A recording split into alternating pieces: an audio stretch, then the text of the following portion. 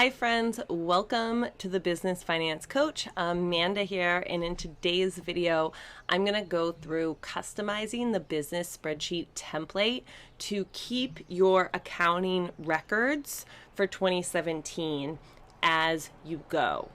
As you operate your self-employed business or LLC business, as you receive income from clients, and as you spend on your related expenses. Now, the best accounting software you can use is one that you actually use regularly and that helps you get to know your business numbers. Keeping a spreadsheet as your records, if that's motivating to you and that's what is easiest for you to do right now, I highly recommend doing it. Now, I will be walking everyone through setting up an automated system for very low cost. But I recommend keeping your records in the spreadsheet first because you want to be able to check your software records as you set those up. Most of the time, people underestimate what they're actually spending in their business. And that's why getting all the tax write-offs you truly deserve, which is just keeping track of your business income and expenses, is a theme I really am pushing in these videos because it's where I see self-employed business owners really missing the mark. When you start to feel really confident about your profit margins and about your business and how you operate, that's when it becomes easier to hire employees. That's when it becomes easier to see opportunities to grow. And so those are the things I'm teaching in this. I realize that there are kind of two groups of people out there, those that keep track and those that don't. So I'll be talking more about those habits and forming those habits in other videos. Now, this is for the type of people who are pretty much keeping track of this stuff. But in today's video, we're going to look at the step one from the business spreadsheet template. There was the sole proprietor income statement and the LLC income statement.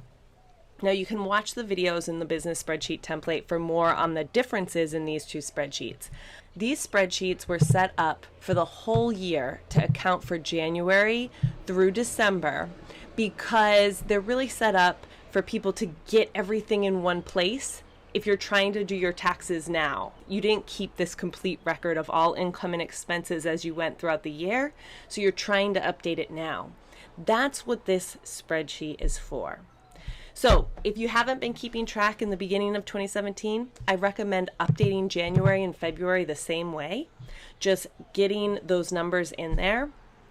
However, for going forward, if you're using the spreadsheet to do your records, what I recommend is having a spreadsheet for each month and then using this spreadsheet as the summary. And if you use the LLC one, that's fine too. It's the same concept. The difference with the LLC is that you're keeping track of all income and expenses that go in and out of your business bank account. So refer back to those videos for more on that.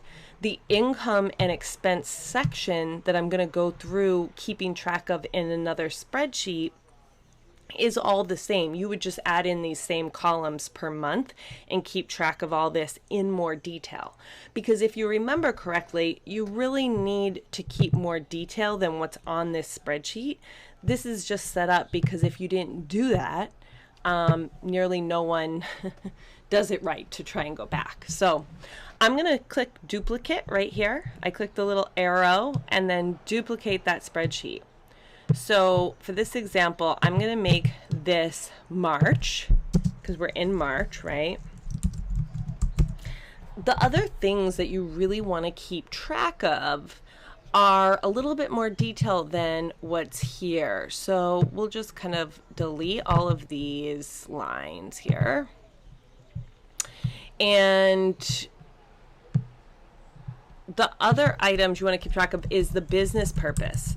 That's what's required for taxes, and that's good practice. If you're hiring employees, you want to grow a business. Knowing that every expense money is spent on is for a business purpose is really a good habit to get into. The other habit would be paid from. So especially when you're self-employed, you might use a credit card here, this here. Having this detail is going to make it easier if you ever need to go back and see what happened. So I would do something like this, because now these are going to be description columns so that you can keep track of all this information. Now, the other aspect I might recommend doing here is I had a really good question about income and about earned income and if it's not earned yet. And one thing I recommend doing, you can do something like cash collected, earned, and what this allows you to do is for each line, and so you might even need one more total line. So like total charged, as far as total package or purchase, total purchase amount. Now you can see what I'm setting up to do. So if the total purchase amount is $10,000, you've collected $5,000 and you've earned $6,000. Now you'll have to play with the totals and play with this, and this is where, when you get into tricky stuff like this, that's where accounting software comes in. But if it's just you working for yourself, you're probably going to be able to use some numbers like these to keep track. And then you can adjust maybe a few different totals based on what you want to know from that information. But that's the difference between accrual and cash method of accounting, and I have another video that will link in here for more on that difference, but it's just like it sounds. Cash basis is simple. You record income when you get the cash, you record expenses when you pay the cash, versus expenses, versus accrual, where income is earned when you earn it, not when someone pays. And so the real difference when that comes into play is with SEC clients, listed on the stock exchange. And so that it's something to be aware of. If your goal is to grow, your goal is to be an entrepreneur, obviously understanding outside of cash basis is really important. When you're self-employed, cash basis is all you really need to know. But as you grow, you'll find that understanding what you really made this month, regardless of when people paid you, is going to be important, right? So, okay, this was just meant to be a basic video. I do recommend keeping track by month like this so that you can keep track of more detail if you're using a spreadsheet, and then using this as a summary sheet so that you can see the running total of where you're at in your business and just have the first 3 months updated, and same with expenses. Alrighty. I'll be doing some more videos on setting up accounting systems, and I'd love to hear if you have any questions applying this to your own business. There are no dumb questions, by the way. Asking a question about this is super smart, and I'm looking at doing a program to help people build these habits of keeping track of all the money and setting up the systems.